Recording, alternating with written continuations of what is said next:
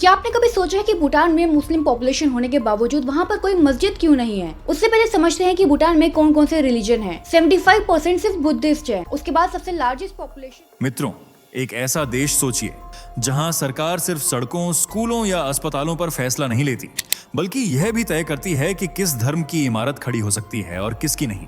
एक ऐसा देश जो भारत का पड़ोसी है, लेकिन यहाँ एक भी मस्जिद नहीं है, एक भी चर्च नहीं है, सिर्फ सैकड़ों मंदिर और बौद्ध मठ। अब सवाल ये नहीं है कि भूटान में मस्जिदें क्यों नहीं हैं। असली सवाल ये है, सरकार किस चीज से डरती है।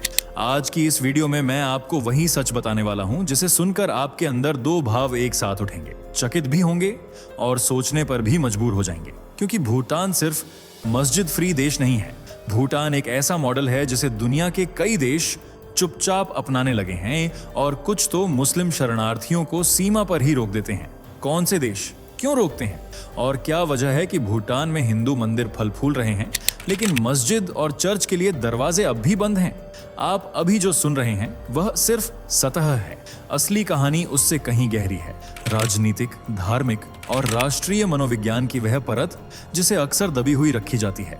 और मैं आपको वादा करता हूं, अगर आप इस वीडियो के पहले ही मिनट में इतना जान चुके हैं तो आगे आने वाली बातें आपके पूरे नजरिए को बदल देंगी। क्योंकि सच हमेशा वही नहीं होता जहां भीड़ इशारा कर रही हो। कई बार वह वहां छिपा होता है जहां कोई देखने की हिम्मत भी नहीं करता। तो चलिए शुरू करते हैं इस रहस्य को समझने की यात्रा। लेकिन आखिर तक देखिएगा, वरना आधा सच आपके दिमाग को पूरी तरह गुमराह कर सकता है। चलिए दोस्तों, जरा जल्दी से कमेंट करके बताइए ये वीडियो आपको कैसे मिला। क्या आपने इसे खुद सर्च किया था या ये अचानक आपकी स्क्रीन पर आ गया और आपने क्लिक कर दिया? सच सच बताइए, क्योंकि हमें भी जानना है कि आखिर YouTube आज हमारे सनातन धर्म की ये आवाज आप तक कैसे पहुंचा रहा है। और हाँ, अगर आप सच में एक सच्चे हिंदू हैं तो अभी के अभी चैनल को सब्सक्राइब कर लीजिए ताकि आने वाली हर एक वीडियो सबसे पहले आपको मिले। वीडियो को लाइक करना मत भूलना ताकि दुनिया को दिखाया जा सके कि सनातन की शक्ति अभी जिंदा है। तो चलिए बिना वक्त गंवाए बढ़ते हैं वीडियो में आगे। क्या भूटान में मस्जिदें नहीं हैं? क्यों मस्जिद या चर्च निर्माण पर बेरुखा रवैया इख्तियार करती है भूटानी सरकार? और कौन कौन से देश हैं जो मस्जिद फ्री हैं? वह कौन सा देश है जिसने मुस्लिम शरणार्थियों को भी जगह नहीं दी? और क्या है भूटान में हिंदू धर्म की स्थिति? अगर आप भी जानना चाहते हैं तो वीडियो में आखिर तक बने रहें। दोस्तों, भारत एक लोकतांत्रिक देश है जहां हर धर्म को सम्मान और अधिकार दिया जाता है, फिर चाहे वह ईसाई हो या मुसलमान, बौद्ध हो या हिंदू। भले ही देश में हिंदू बहुसंख्यक हैं, लेकिन 18.9 करोड़ मुस्लिम इस्लाम को दूसरा सबसे बड़ा धर्म बनाते हैं। 2011 की जनगणना के अनुसार 14.2% लोग इस्लाम को मानते हैं और उनकी नमाज इबादत के लिए 3 से 6 लाख के करीब मस्जिदें भी बनी हुई हैं, जबकि 2.8 करोड़ क्रिश्चियन के लिए 28,000 से ज्यादा चर्च। इस तरह भारत वह देश है जहां सभी को आजादी है और अपने धार्मिक स्थल को बनाने की स्वतंत्रता भी। जबकि भारत के ही पड़ोस में स्थित भूटान में आपको न तो मस्जिद देखने को मिलेगी और न ही एक भी चर्च। भूटान भारत का पड़ोसी मुल्क होने के साथ साथ मित्र देश भी है। यह दक्षिण एशिया में हिमालय की गोद में बसा एक स्थलरुद्ध लैंडलॉक देश है जिसमें सीमा भारत और चीन दोनों से लगती है। इसकी राजधानी थिम्पू है और आधिकारिक भाषा जोंगखा।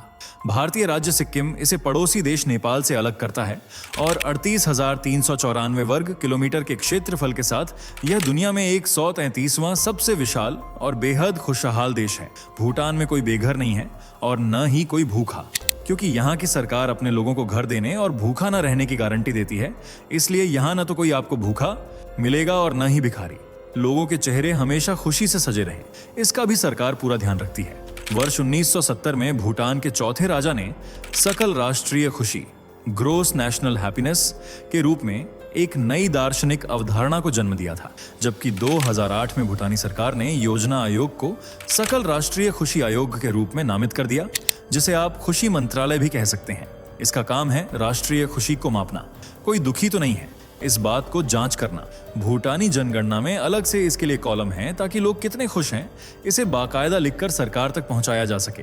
और यदि कोई दुखी हो तो उसके दुख का निवारण करने के लिए सरकार पूरी कोशिश करती है। यही कारण है कि भूटान को एशिया का सबसे खुशहाल देश कहा जाता है और यहाँ मेंटल पीस के साथ साथ शारीरिक देखभाल का जिम्मा भी सरकार के कंधों पर है। देश में इलाज बिल्कुल मुफ्त होता है, फिर चाहे बीमारी छोटी हो या बड़ी। भूटान की कुल आबादी 7.9 लाख से भी ज्यादा है, जिसमें सबसे बड़ा धर्म बौद्ध है। इसे आधिकारिक रूप से मान्यता प्राप्त है और यही राष्ट्र का राष्ट्रीय धर्म भी है। कुल आबादी का करीब 74.7% हिस्सा बौद्ध धर्म की वज्रयान शाखा को मानता है और देश के राजा भी इसी शाखा से आते हैं। असल में भूटान एक लोकतांत्रिक संवैधानिक राजतंत्र है। मतलब यहाँ हर व्यक्ति को विचारों, अभिव्यक्ति और अपनी इच्छा अनुसार धर्म को मानने की आजादी है, लेकिन सारी शक्तियां राजा के हाथों में होती हैं। भूटान के वर्तमान राजा हैं जिग्मे खेसर नामग्याल वांगचुक, जो दिसंबर 2006 से अपने पद पर हैं। उन्हें ड्रैगन किंग ऑफ भूटान यानी भूटान के ड्रैगन राजा कहा जाता है।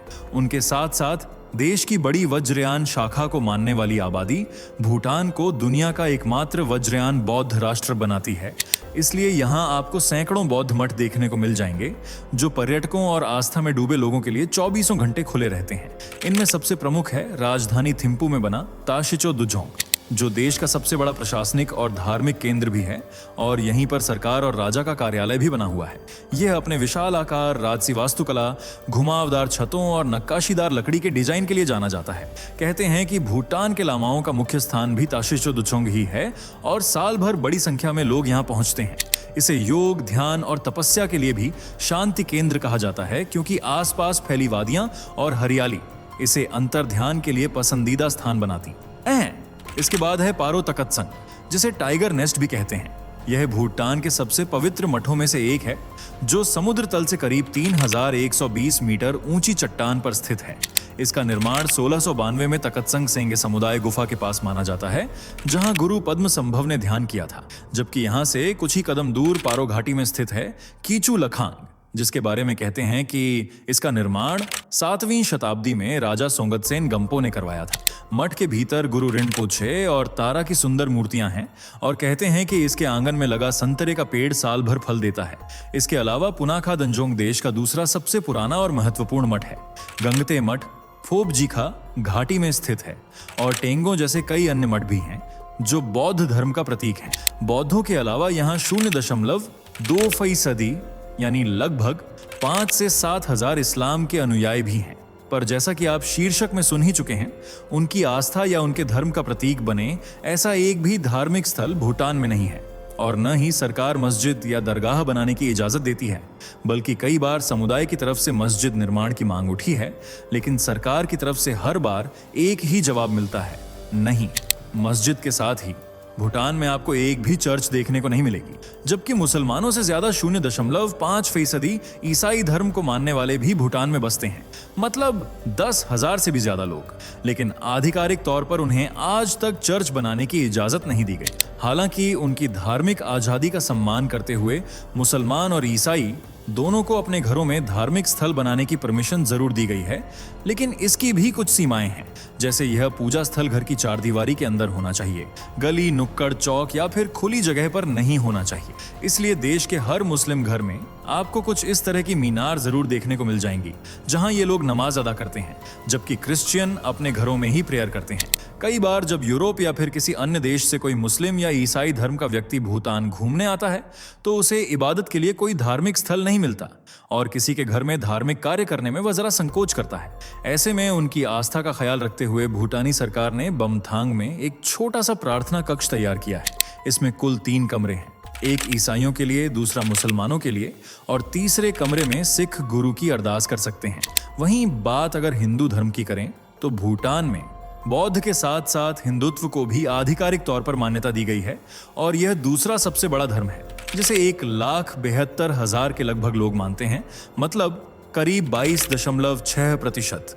और दशईं, जिसे दशैन भी कहते हैं, यह भूटान के हिंदुओं का सबसे प्रमुख त्योहार है और लोग इसे जोर शोर से मनाते हैं, क्योंकि भूटानी सरकार हिंदू धर्म को बौद्ध जितना ही पवित्र समझती है और 2015 में इसे राष्ट्रीय धर्मों में से एक के रूप में मान्यता भी दी गई है।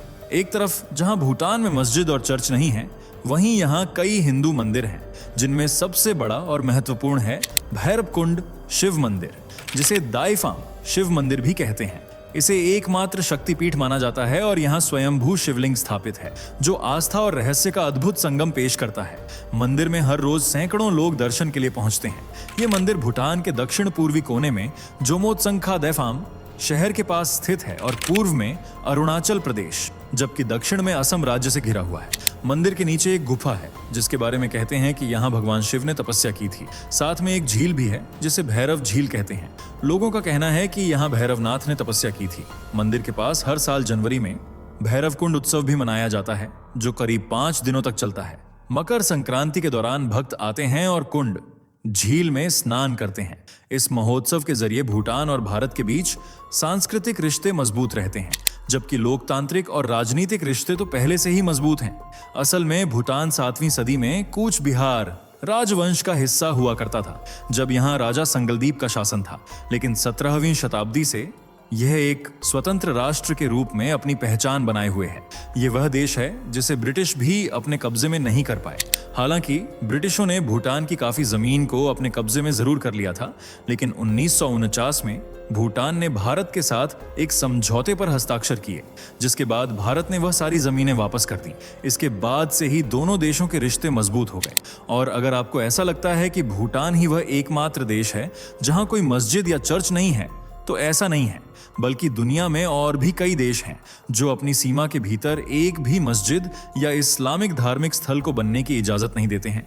जैसे स्लोवाकिया, यह मध्य यूरोप में एक स्थल रुद्ध देश है जिसकी राजधानी है ब्रातिस्लावा। यह यूरोपीय संघ और नाटो का सदस्य है और इसकी सीमाएं चेक गणराज्य, ऑस्ट्रिया, पोलैंड, यूक्रेन और हंगरी से लगती हैं।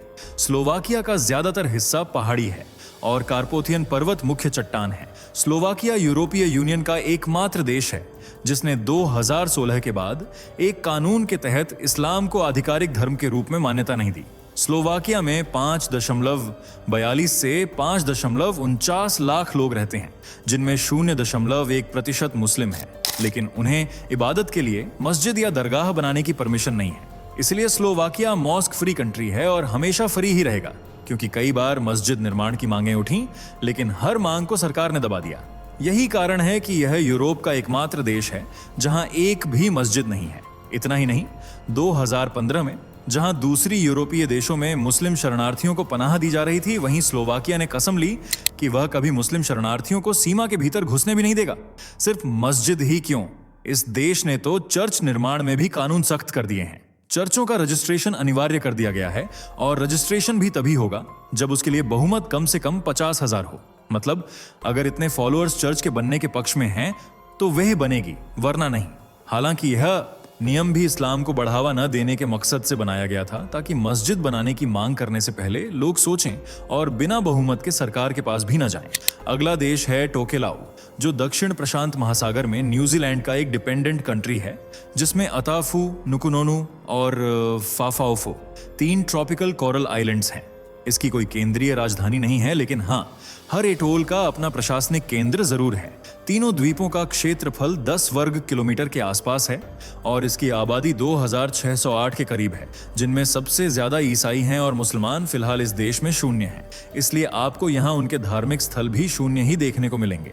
लेकिन मोनाको में 280 लोग हैं जो इस्लाम को मानते हैं और यह कुल आबादी का करीब 0.8% हिस्सा है। यह देश पश्चिमी यूरोप में भूमध्य सागर के किनारे स्थित है और 3 तरफ से फ्रांस से घिरा हुआ है। यह क्षेत्रफल में दुनिया का दूसरा सबसे बड़ा छोटा देश है, जिसका कुल क्षेत्रफल 2.02 वर्ग किलोमीटर है, जबकि आबादी 38,000 से भी ज्यादा है, जिसमें ईसाई, मुस्लिम, यहूदी और सभी शामिल हैं और प्रार्थना के लिए चर्च आदि भी बने हुए हैं। बस कमी है तो मस्जिदों की। देश में मस्जिदों का आंकड़ा 0 है। हालांकि इसका कारण सरकार की बेरुखी नहीं, बल्कि मुस्लिमों की कम आबादी है। इसके अलावा उत्तर कोरिया में भी मस्जिदों का नामो निशान नहीं है और जिस रफ्तार से चीन सफाया कर रहा है, वहां भी कुछ साल बाद मस्जिदों की गिनती 0 हो सकती है। आपको क्या लगता है? कमेंट करके जरूर बताएं। वीडियो पसंद आई हो तो लाइक, शेयर कर चैनल को सब्सक्राइब करें और बेल आइकन को प्रेस करना बिल्कुल न भूलें। दोस्तों, आपकी स्क्रीन पर 2 और वीडियो दिख रही हैं, जिसे देखने के लिए आप स्क्रीन पर क्लिक करें। दोनों देखिएगा, बहुत अच्छी वीडियो बनी है।